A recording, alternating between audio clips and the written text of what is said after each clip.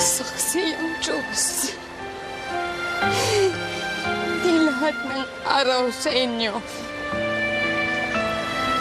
Hindi lahat ng batas kayo. Lahat ng ginawa niyo sa akin nakaukit sa puso at diwa ko. Good day everyone, my name is Lian Alistair Cordova from PSUP1 and this presentation summarizes the comprehensive political economy analysis I wrote entitled Mata sa Langit, Paa sa Lupa, the political economy of poverty, capitalism, and Teleseryes and its relation to the class disparity in the Philippines through the Bourdieuan lens. The study investigates how the narrative structure and popularity of Filipino teleseries function as highly effective tools for social control, ultimately reinforcing the prevailing capitalist ideology. The core hypothesis is that the persistent class disparity in the Philippines is not merely an economic reality but a cultural construct sustained by the synergy of poverty capitalism, religious fatalism, and the weaponization of resilience. Drawing extensively on the sociological theories of Pierre Bourdieu, this paper seeks to explain the persistence of structural inequality by examining how media representations shape perceptions of poverty, social mobility, and class identity. A central finding of this research is that rags to riches plot, common and top-rating teleseries, operates as a powerful cultural myth.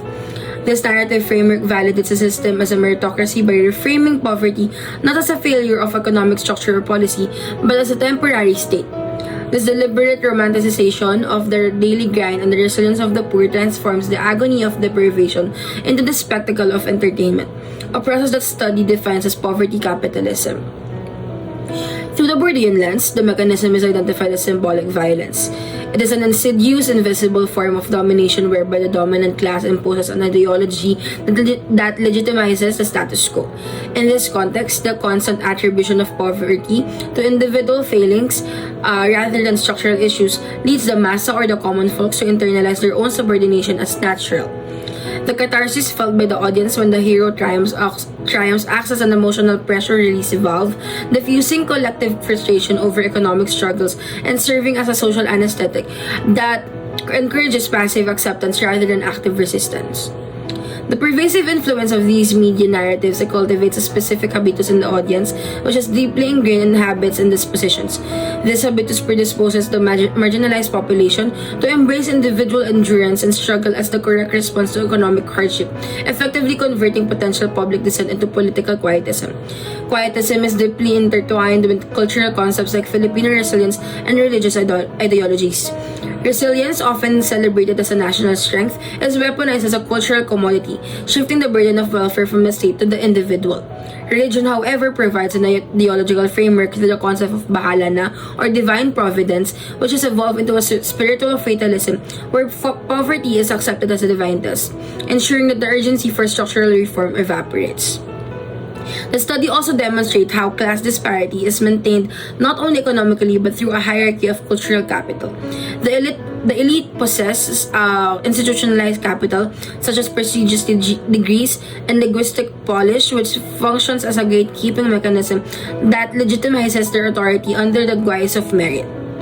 This misalignment ensures that the broken social elevator remains stationary as birth and pedigree continue to outweigh genuine potential.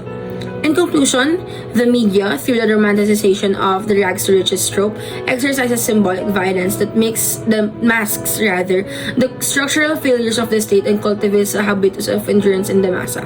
The ultimate result is a political of the state is a political quietism that ensures that the architecture of inequality remains unchallenged. To break this cycle, the study puts forth 3 key recommendations. First, critical media ethics framework. The framework should be incentivized by productions that shift away from individualistic sipag at tiyaga narratives towards stories highlighting collective struggle and policy-driven solutions. Second, democratize cultural and institutional capital. Educational and civil service bodies should implement inclusive capital recognition programs to reform hiring and admissions. Finally, the government must shift focus from celebrating resilience to demanding political accountability. LGUs must replace short-sighted relief efforts with permanent social infrastructure projects and long-term disaster risk mitigations. That is all. Thank you.